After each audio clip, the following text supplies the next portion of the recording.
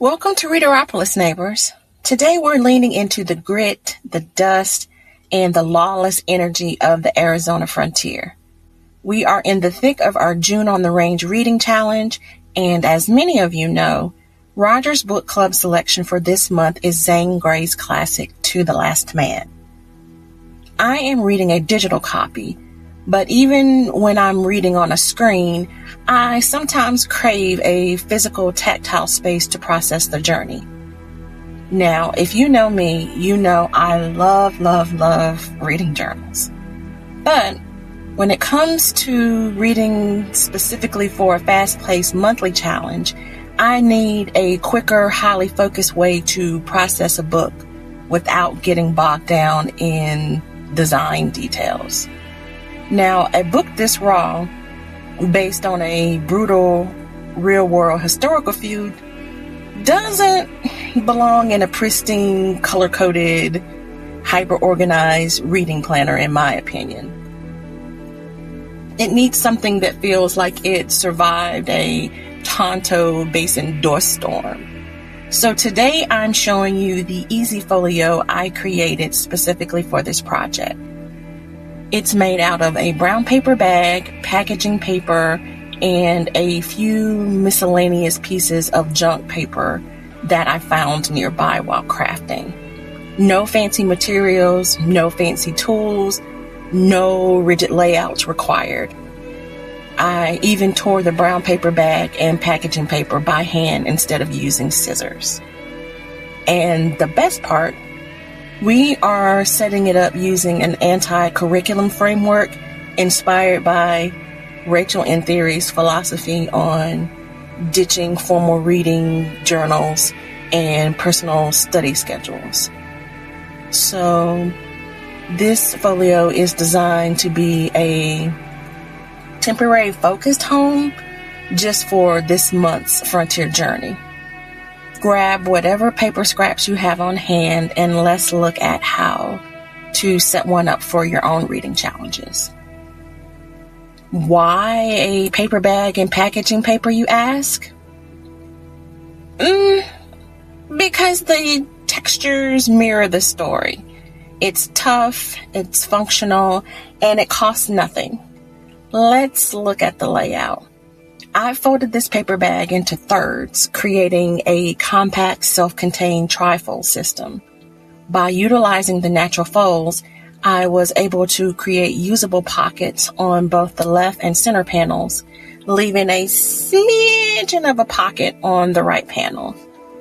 Down the spine between the left and center panel, I've bound a single rugged signature. This signature is a messy mix of crinkle bag paper pages, packaging paper, and random junk pages from around the house. It gives the whole project a weathered frontier ledger feel that matches the grit of the Tonto Basin. To map out how this folio works, I took inspiration from a couple of Rachelle in Theory's videos. Forget your reading journal, do this instead, and forget personal curriculums.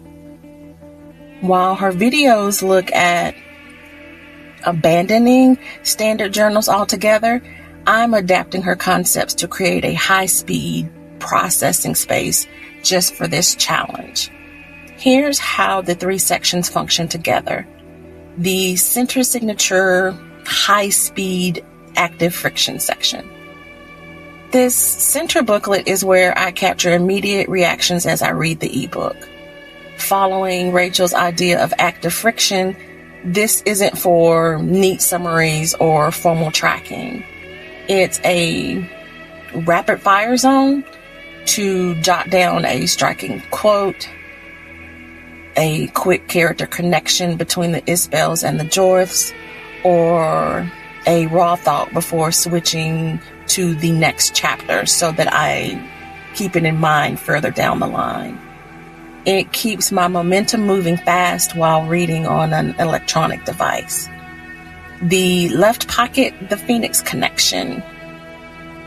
After visiting Phoenix recently, I became intrigued by the rugged landscape and the deep, often dark history of the area. To the Last Man is heavily novelized, but it's actually based on the Pleasant Valley War, one of the deadliest, most bitter family feuds in Arizona history back in the 1880s. In this left pocket, I will keep loose notes on the real world geography and the historical figures involved. Instead of building a rigid, overwhelming study curriculum about Arizona history that I'll inevitably feel guilty for not finishing, this left pocket will function as a simple, unstructured note zone. The right pocket, the anti-curriculum rabbit hole. The right pocket is where the anti-curriculum truly lives. Rachel talks about how rigid study schedules can turn curiosity into overwhelming checklists. So instead of setting up a strict history lesson for myself this month, this pocket is more of an organic curiosity ledger. I will let Zane Gray's fiction spark the questions, and I will let myself fall down the historical rabbit holes naturally.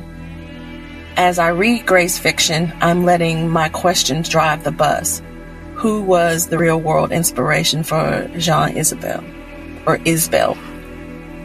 How did the cattlemen versus sheep herders conflict actually escalate in the Tonto Basin? I'm logging historical fragments, maps, or notes only as they interest me. It's leaning into momentum and not really a syllabus. So there's no pressure, just pure curiosity. This is where our historical deep dive lives. This trifold folio is a good companion for an ebook or an audiobook. This project is proof that you don't need an expensive setup to create a meaningful reading experience. You just need a place to have for your thoughts to land. It gives you that grounding, tactile experience. It organizes your challenged thoughts in one compact place, and it ensures your reading process keeps up with your reading speed. If you're participating in June on the Range, or if you're tackling any reading challenges right now, I invite you to raid your recycling bin. Find a paper bag, some packaging paper, and fold yourself a quick 3-panel folio to clear space for your thoughts. Let's lean into the texture, ruin some paper, and let our curiosity run a little while. I've linked both of Rachel's videos in the description box if you want to explore her philosophy on restructuring how we learn and take notes. I am naming this junk journal Mawnin Stranger in reference to the first words Ellen Jorth said to Jean Isbell. Let me know in the comments, how do you handle your reading notes? Do you use temporary project spaces for reading challenges, or do you keep everything in your main journal? Do you get trapped in the cycle of hyper-organized planners, or are you ready to embrace the chaos of a temporary reading folio? Give this video a thumbs up if you love low-cost, high-texture paper crafts. Hit subscribe for more junk journal inspiration and reading adventures. And I will see you at the crafting bench or out on the range. Happy reading.